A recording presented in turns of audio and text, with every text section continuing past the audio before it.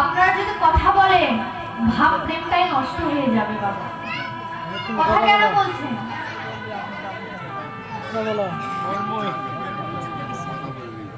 বলছে তুই পারবি বাবা? বলে হ্যাঁ আমি পারবো। তুমি একবার আমাকে দেখিয়ে দাও। মুকুন্দ দাস রঘুনন্দনের ওপর সমস্ত পাহাড়ে সঁপে দিয়ে চলে গেলেন। রঘুনাথ আমার নিজের হস্তে নাড়ু তৈরি করে এক গ্লাস জল নিয়ে ভগবানের নিকটে এসেছে। ভগবানের নিকটে এসেছে, কিন্তু রঘু তো জানতো না যে ও মাটির মূর্তি। মাটির মূর্তি কখনো সেবা করে না। মাটির মূর্তি কি কখনো সেবা করে দেখেছে? সেটা জানতো না। ছোট বাচ্চা তো, ছোট ছেলে, সে জানতো না। সে জানে ভগবান নিজে এসে সেবা করে যায়। একথা ভেবে রঘুনন্দন নাড়ু তৈরি করে নাড়ুর থালাটা এনে দিয়ে বলছে, ভগবান ও গোপীনাথ দেখো, তোমার জন্য আজকে আমি নিজে হাতে নাড়ু তৈরি করে তোমাকে সেবা দেব বলে তোমার নিকটে এসেছি। তুমি সেবা করবে না? একবার এসে সেবা করে যাও না গোপীনাথ। গোপীনাথ ওখানেই দাঁড়িয়ে আছে। রঘুনন্দন বলে উঠল, তুমি কথা শুনবে না ভগবান? ও গোপীনাথ, তুমি এখনো কেন ওখানে দাঁড়িয়ে আছো? দেখো আমি তোমার জন্য নাড়ু নিয়ে এসেছি। তুমি না নাড়ু ভালোবাসো, তবে সেবা করো। মাটির মূর্তি তো, সে কি আর শুনবে? একবার নয়, দুইবার নয়, বারবার যখন বলছে, কিন্তু মাটির মূর্তি আর প্রকট হয় না বাবা।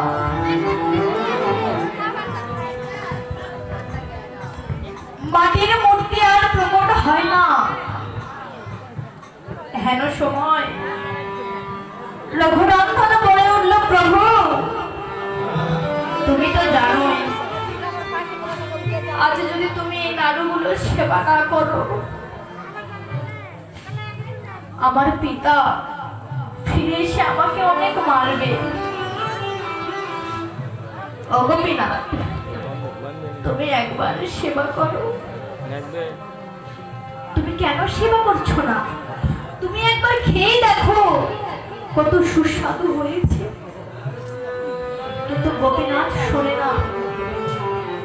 যখন শোনে না, রঘুনন্দন বারবার বলার পরেও যখন শুনছে না, ঠাকুর ঘরে তার পাশে একটা ফল কাটা বটি ছিল। রঘুনন্দন ওই বটিটা তুলে নিয়ে গলায় ধরেছে। কত ভালোবাসা দেখো। গোপীনাথ, তুমি যদি ওখান থেকে নেমে না এসে সেবা করো, যদি তুমি সেবা না করো, এই বটি দিয়ে আমি নিজের গলাটাকে ছিটন করে দেব। তুমি যদি নেমে না আসো, আমি এই প্রাণ পাখিটি আর রাখবো না। তুমি তো জানোই তুমি সেবা না করলে আমার পিতা আমাকে মারবে। ছোট্ট রূপে ভগবান ওই শিশুটি যখন এমন ভাবে বলেছে, বাবা ভগবান আর আমার ভগবান পাথরের মূর্তি হয়ে থাকতে না পেরে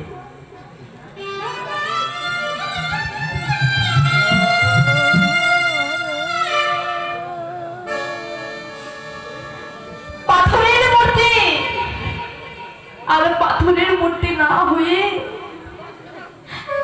গোপীনাথ নিজের রূপে এসে দাঁড়িয়ে বলছে, রঘুরে জীবনে অনেক ভক্তই আমাকে সেবা দিয়েছে রে, সকলেই আমাকে সেবা দিয়েছে, কিন্তু রঘুরে সংসার এই জগতে তোর মতো করে আমার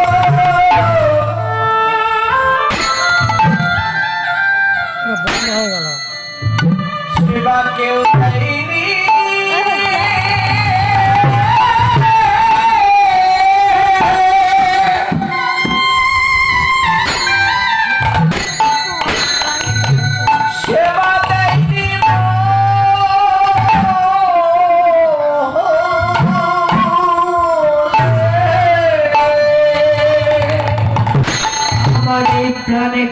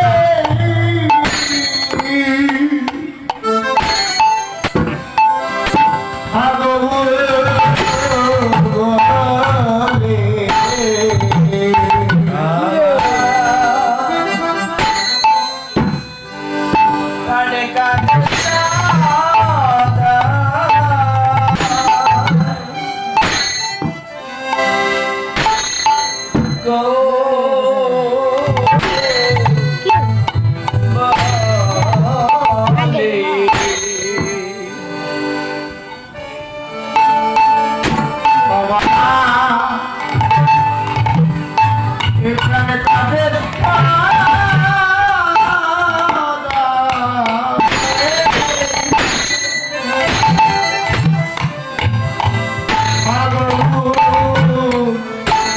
বলে